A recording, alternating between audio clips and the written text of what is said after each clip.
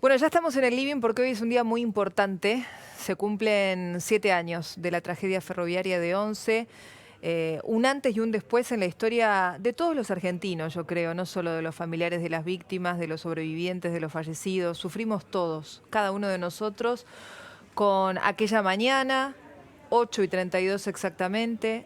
¿Hay que hablar de tragedia? Siempre decimos que cuando hablamos de tragedia es algo que se puede evitar o no.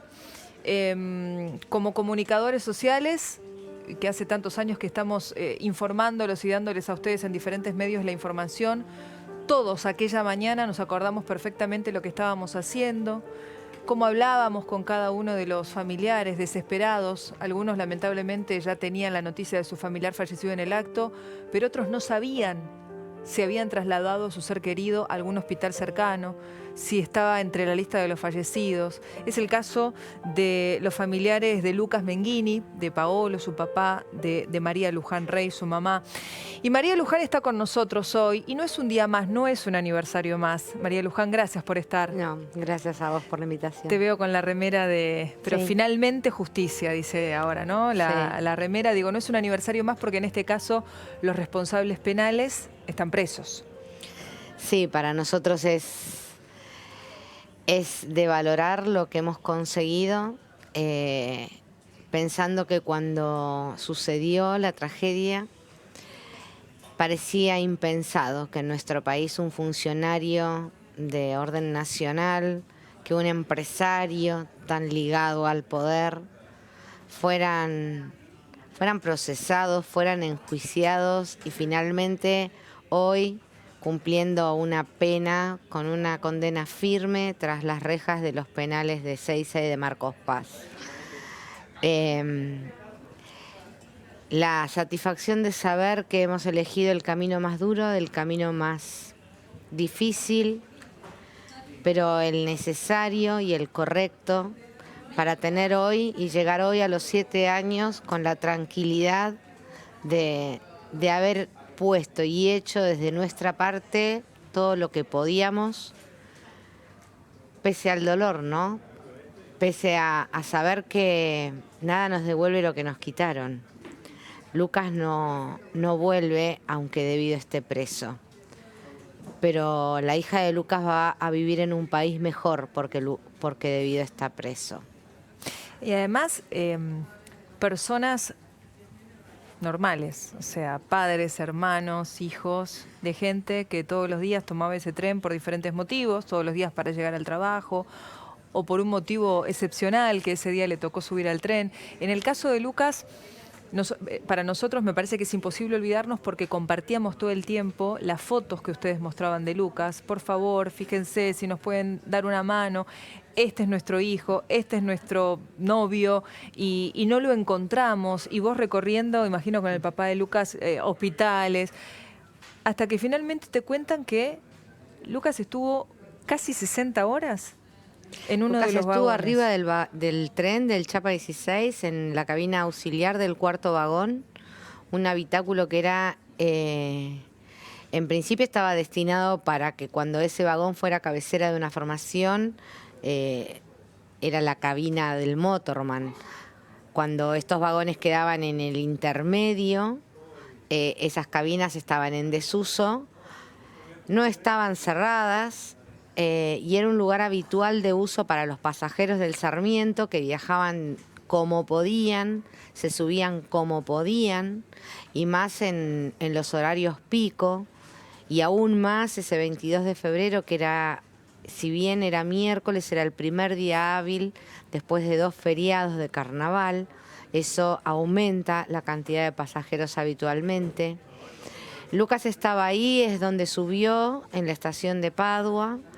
Se lo ve intentar subir en el cuarto vagón y es imposible por la cantidad de gente. Mira, ve que la cabina no tenía vidrio en la ventana y que estaba desocupada. Muchas veces llegaba a Padua con esa cabina ya con pasajeros, y decide subir. El operativo de búsqueda y de rescate de víctimas queda concluido pasado el mediodía. Es llevado adelante por la Policía Federal, por la División de Bomberos, y son ellos quienes en un momento deciden que ya se terminó con lo que tenían que hacer. Y porque lo hicieron mal, o porque no tuvieron ganas, o porque les faltó profesionalismo, o por lo que fuere, no revisaron todo el tren. Durante más de 60 horas tuvimos que escuchar que Lucas estaba con una noviecita, que se había ido por ahí, que yo no conocía a mi hijo. Tuve que recorrer en más de una oportunidad cada uno de los hospitales de la capital federal. Hicimos lo mismo con sanatorios y clínicas y hospitales de la provincia. Fuimos 2 veces a la morgue. He hecho el reconocimiento 2 veces en la morgue de Chacarita y en la morgue de Junín. ¿De cuerpos que no eran tu hijo? Los reconocimientos son fotos, sí, que no eran, obviamente, Lucas. El 22 de febrero, cuando con todos los familiares recorrimos los hospitales, con muchos nos encontramos haciendo la cola en la morgue de Chacarita. Se dispusieron 2 salas, una para víctimas masculinas y otra para víctimas femeninas. Y había que hacer la cola y esperar. Cuando uno entraba ahí te mostraban en una pantalla fotos y ahí se hacía el primer reconocimiento. De esa experiencia terrible, muchos se fueron con su ser querido y a nosotros nos tocó salir de ahí y decir, ¿qué hacemos? Lucas no está muerto porque todos los muertos estaban ahí en la morgue. Tampoco está internado. Y no está, y si una persona no está muerta, está viva. Y yo no podía dudar de que quienes habían revisado el tren y me decía que no quedaba nada arriba del tren, elegí confiar en que habían hecho bien su trabajo. Entonces fueron momentos de mucha desesperación porque se acababan las opciones. No estaba muerto, tenías que estar vivo, estaría mal registrado en algún hospital, estaría perdido en la calle.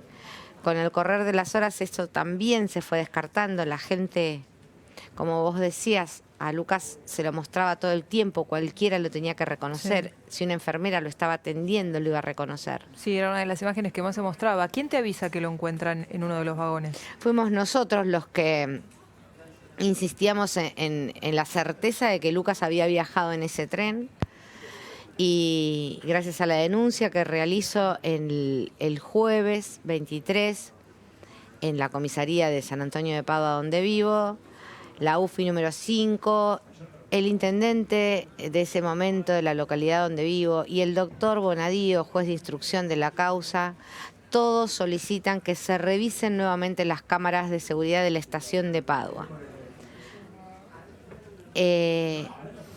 Cuando volvemos a revisar las cámaras, en ese momento las estaba viendo mi hermana, mi hija, Paolo. Ven que Lucas sube a ese lugar y cuando dicen, ese es Lucas, ahí se sube.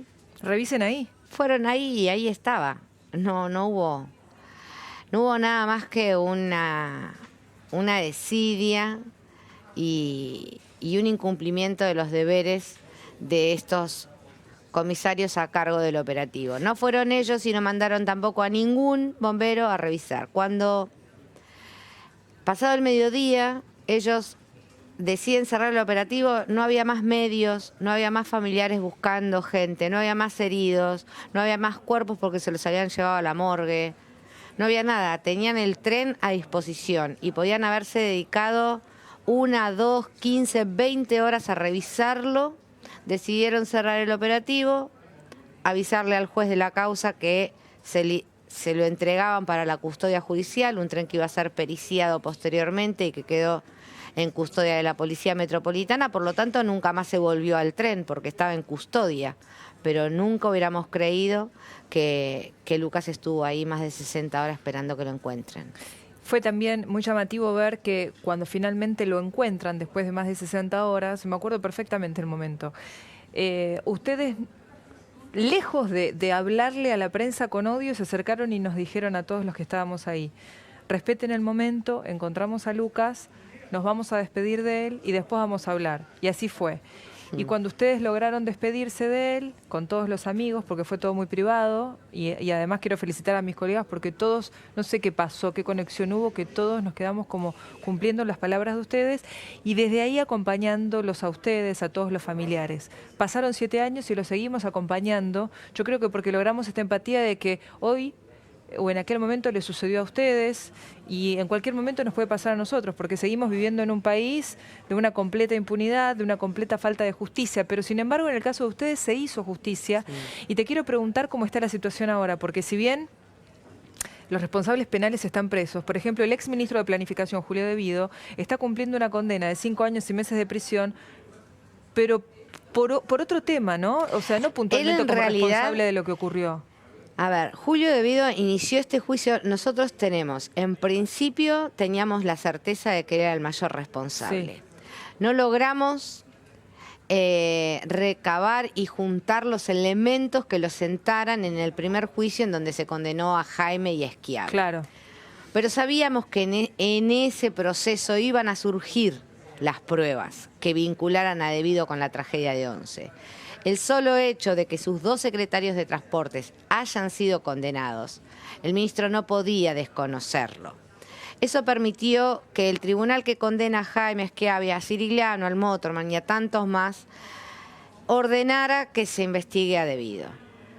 Fuimos los primeros en sentar a Julio De Vido en un banquillo, en un juicio oral y público. Tiene muchas causas y yo no tengo duda que van a seguir apareciendo causas que lo vinculen porque es el personaje más nefasto y corrupto de nuestra historia reciente.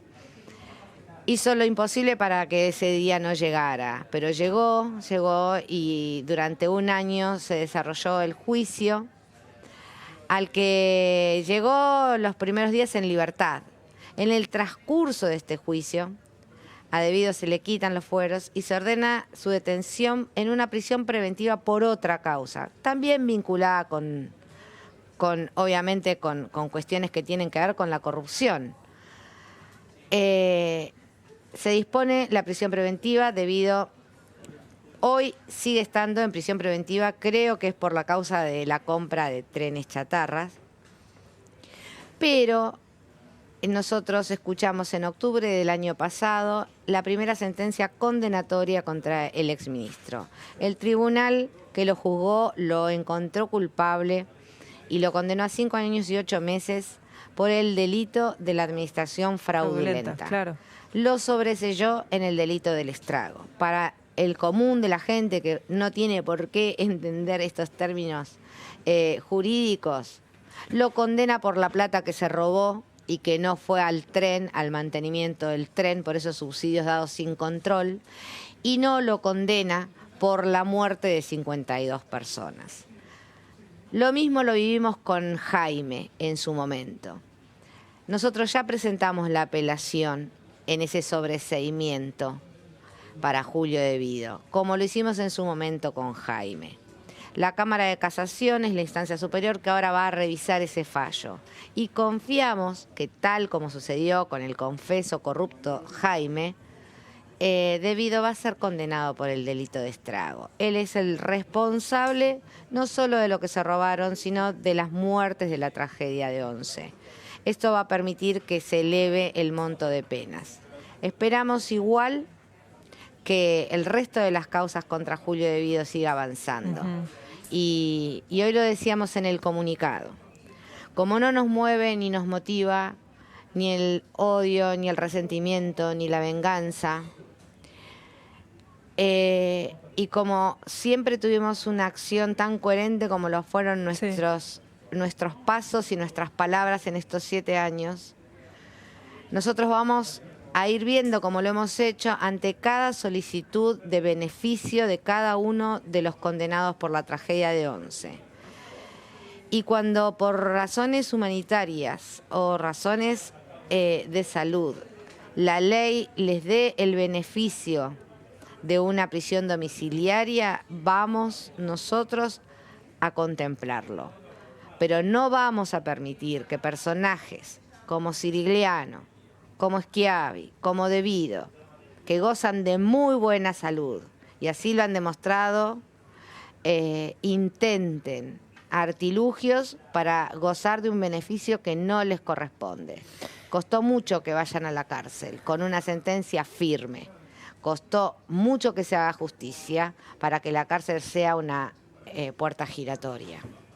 Vos decías que más allá de que se logre sentencia firme y de que la justicia haga todo bien y todo lo que tiene que hacer, Lucas no vuelve.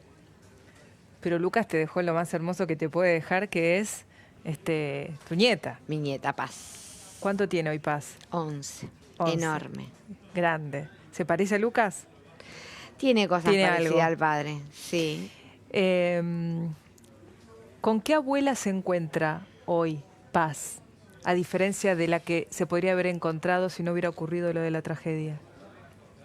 Y más vieja. Hoy nos reíamos, pero hoy fue el primer comunicado que tuve que leer con lentes porque no lo veía. ¿Vas con ella o ella prefiere? Ella mandó mensajito. ¿Qué hacemos el 22? Ella se cría en esta lucha. La estamos viendo en pantalla, sí. Sí, está enorme. Divina. Está enorme. Y hoy cuidando a mi otra nieta, una nieta que estreno, que tiene 5 meses, La hija magia de la Lara, que sin duda, de alguna o de otra manera, sabrá del amor de su tío. Paz dijo, bueno, el 22, así que nada, iba a estar, se vino a dormir ayer a casa, porque su mami hoy trabajaba y no podía acompañarnos, pero creo que Paz, estos 7 años, lo que ha hecho es crecer con los valores que le hubiera inculcado su papá. Paz, para nosotros es una gran fortuna, es un motor.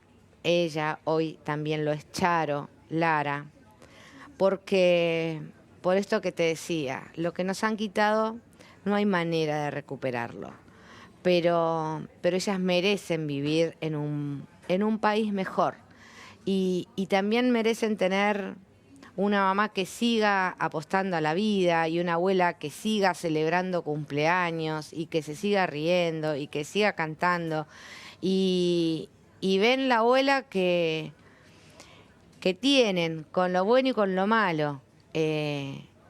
Nada, que puede estar llorando y a los 2 minutos se puede estar riendo. Y yo espero que Paz sea igual en ese sentido, igual a su papá, igual a su tía, y que siempre elija apostar y celebrar a la vida. Y yo creo que el duelo se transita de una manera mucho más llevadera si se hace justicia. Imagínate si, además de que ya no tenés a Lucas, la situación no hubiera tenido el final que tuvo. Más allá de que siguen estando en estado de alerta, cosa que tendría que ser el Estado, pero como el Estado no lo hace, lo tienen que hacer ustedes, al menos yo creo que no se cierra una parte de ese capítulo de la vida de ustedes que va a tener muchas más hojas, afortunadamente, para adelante, con tus nietas, con tu hija, con tus amigos y con todos nosotros, que entre nosotros no nos vamos a soltar nunca la mano porque todos vivimos bajo este suelo y todos queremos lo mismo, que este tipo de situaciones no nos pase nunca más, nunca más. Y me gusta que charlemos de Lucas porque, viste como esta película tan conocida, Coco, que dice esto, y a mí me gusta decirlo, ¿no? Se muere efectivamente quien no es recordado, al quien se le olvida. Eso lo puso Matías Bañato el otro día en la placa para su familia. Totalmente, y es así. Y es así, y es así. Así que Lucas está. Lucas está, y yo hablaba con Lara la otra vez porque seguramente Charo cuando crezca, de hecho ya viajó en tren y Charo viaja en estos trenes. Charo nunca vio los Toshiba del año 50. Claro.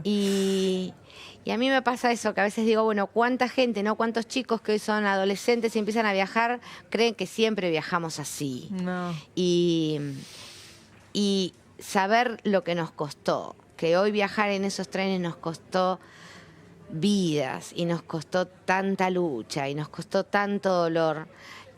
Lo único que espero y que estoy convencida de que así será, que cuando la justicia avanza y da señales y la ciudadanía apuesta a las instituciones como debe ser, ahí tenemos la tranquilidad, ¿no? De saber que la posibilidad de que estas cosas se repitan es mucho menor. Totalmente, totalmente. Es lo que nos queda. En un día como hoy no queríamos dejar de Muchas estar gracias. cerca de alguna manera. Por supuesto estás vos, pero en representación